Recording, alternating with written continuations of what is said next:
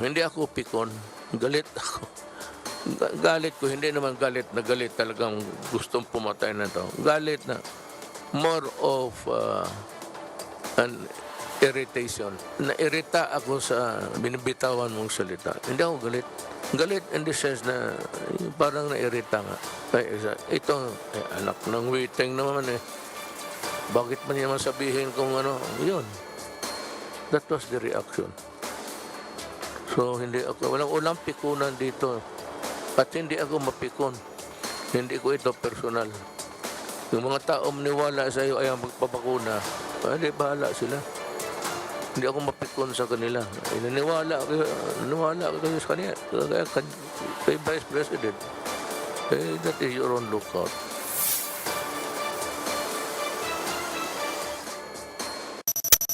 With a reproduction rate of 1.8, actual cases in Metro Manila are now beating the projections of the OCTA research team. But despite the recent surge in cases, the government sees no reason to place the capital region or the country under another lockdown. How would you rate the government's performance in addressing the pandemic? For Malacanang, they were excellent. Vice President Leni Robredo slams the simultaneous operations that resulted in the killing of several activists last weekend. For the VP, this was clearly a massacre. And BTS is again making history as the first South Korean group to perform at the Grammy stage.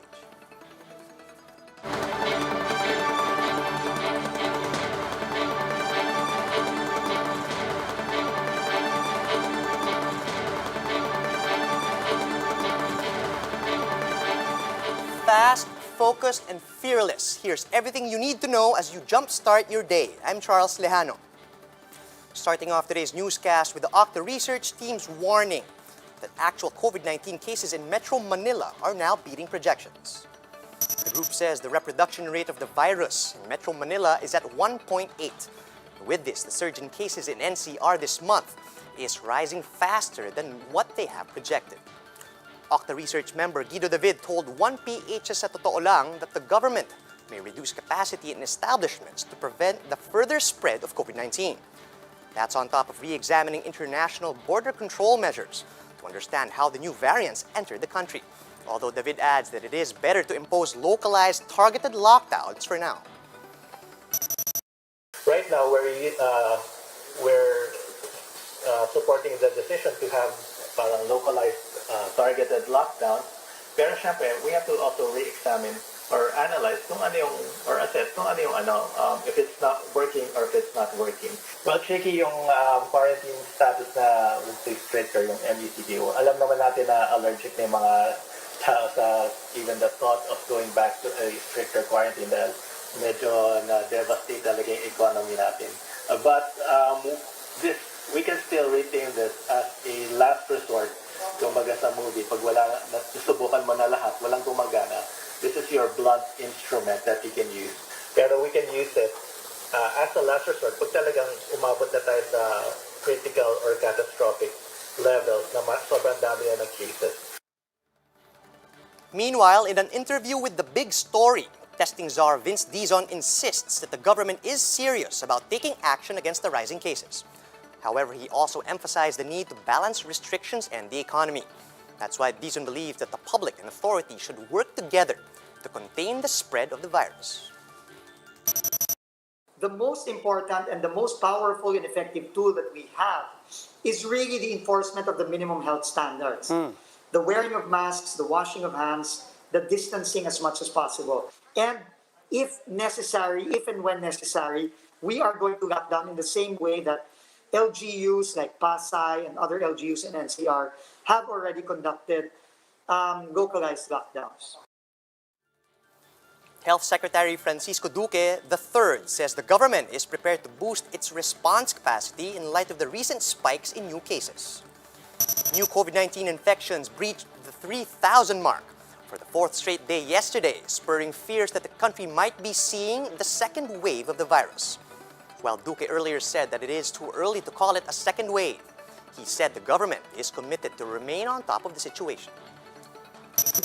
yung pong habang tumataas ang mga kaso sa mga naturang mga lugar, ay sinisiguro naman po natin na sapat po ang kapasidad ng ating pong sistema ng pangkalusugan at kung saan man may mga kakulangan ay handa naman po tayong palawig ng kanila pong kapasidad. Meanwhile, vaccine czar Carlito Galvez is hopeful that the arrival of more COVID-19 shots can help prevent further transmission of the virus.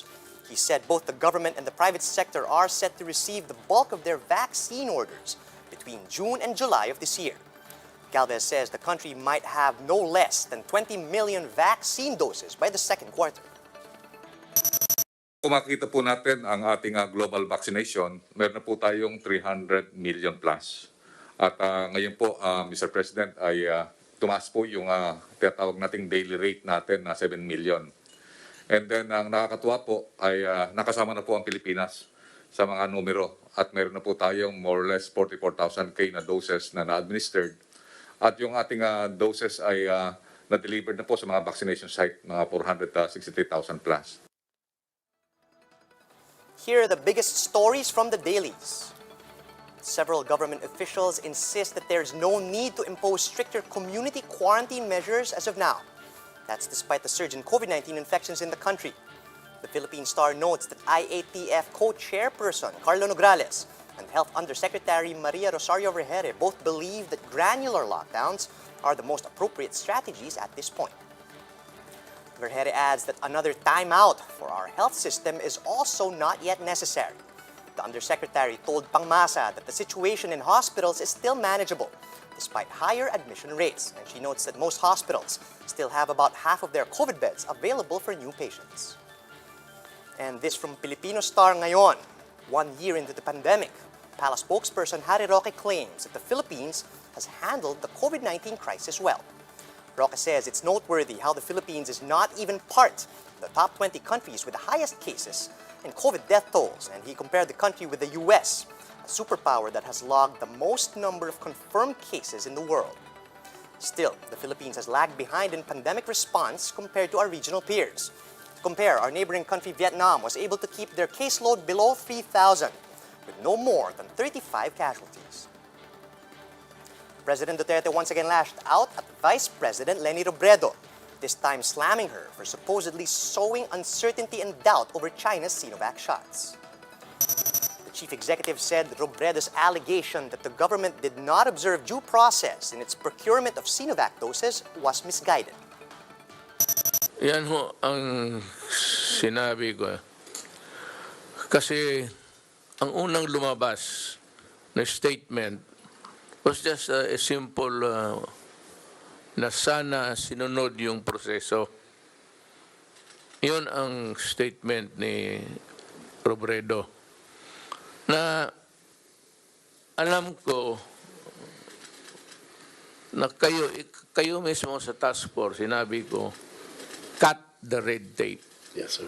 And come up with something that is good and do it with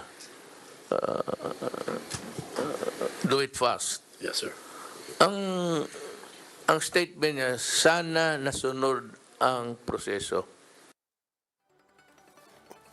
Duterte also insisted that he was not being overly sensitive or picon when he said the vice president should get a basket and shop for vaccines herself, claiming that Robredo muddled the country's negotiations with SINOVAC.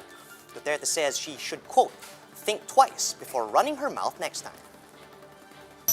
So I hope that next time, kung wala naman siyang masabi na tama, she just would maybe shut up.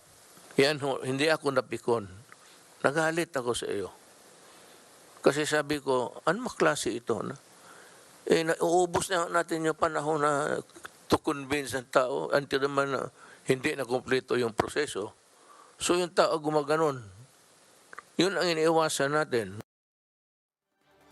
Despite facing more backlash from the administration, Vice President Leni Robredo did not mince words as she condemned the spate of deaths during the CALABARZON raids. Robredo called the event a massacre that came 2 days after Duterte told state forces to, quote, ignore human rights and finish off communist rebels. That's why the Vice President is calling for a clean and independent investigation into the incidents to ensure that those responsible for the deaths will be held accountable in the name of justice. Bayan Muna Party List Representative Carlos Zarate also likened the so-called Bloody Sunday to anti-drug operations or tokhang. Zarate is challenging both the Justice Department and the Supreme Court to look into the raids, which for him is a clear example of the weaponization of the law and court processes. The lawmaker added that such killings will only cause unnecessary fear into the minds of the public. This is not the way to solve an insurgency problem. Mas lalo nilang tinutulak, ang mas marami pa nating mamamayan na magkaroon ng maghanap ng solusyon outside of our legal system. Dahil it appears now that our legal system is no longer working for the ordinary people. Ang itong 51-year-old rebellion natin, hindi talaga matatapos ito, no, sa armadong military solution, no? And kaya nga tayo hanggang ngayon tinutulak natin na kung pwedeng bumalik yung dalawang partido, no, doon sa usapang pangkapayapaan at tugunan yung root causes ng armed conflict na ito. Meanwhile, Malacanang insists that there's nothing wrong with President Duterte's shoot-to-kill order against rebels. This despite the death of 9 legal activists on Sunday at the hands of police officers who were only supposed to serve them with search warrants. Patricia Mangune with the report. Maungging na ng military police. Pag ikwentro gani mo, magunay ka aras, patya. Patya yun. Tiwasi. Ano ng human rights? Ako ng sugo. Ako'y mapriso. Ako'y, why problema na? A firm support for police and military actions against communist rebel groups. This was part of President Duterte's message on Friday. For the palace, this is the right order to make. Under IHL po, tama yung order ng presidente. Kill, kill, kill. Kasi nga po, kapag merong labanan, kapag ang kalaban mo may baril na pwede kang patayin, alam nga namang ikaw ang mag-antay na ikaw ang mabaril at mapatay. 2 days after the president's pronouncements, Calabarzon police implemented simultaneous search warrants against activists in Cavite, Laguna, Batangas, and Rizal. They reportedly possessed illegal firearms. 9 were killed while 15 were arrested. 4 of those arrested and 7 of those killed have been identified to be leaders of various progressive groups. The PNP insists the operations were legitimate. It's legitimate operations because they are covered with search warrant. The group Bayan condemns the killings. They described it as a tokhang-style execution of red-tagged activists.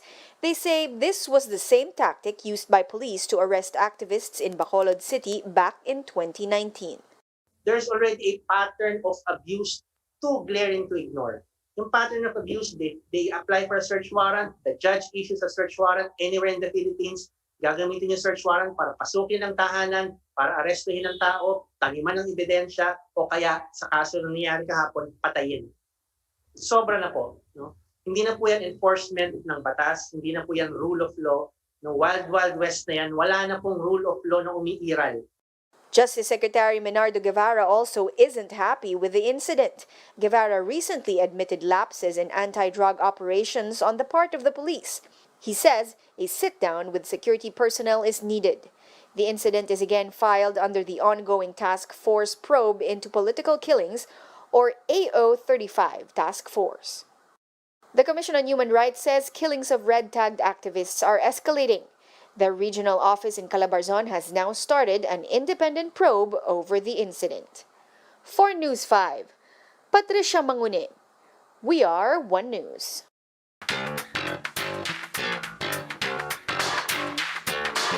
Time now for the latest news in the entertainment scene. Liza Soberano is expanding her horizons after clinching a role in a Netflix animation, while BTS is set to reach another milestone as they gear up to conquer a world-renowned stage. MJ Marfori with the details. Netflix has finally revealed the lead voice cast of its anime adaptation of Budget 10 and Cajo Baldísimos 13. Actress Liza Soberano will lend her Filipino voice to Alexandra 13. Alexandra is an investigator who explores the underbelly of Manila, filled with criminal supernatural beings. Filipino-Canadian Shay Mitchell of Pretty Little Liars and You will do the English version.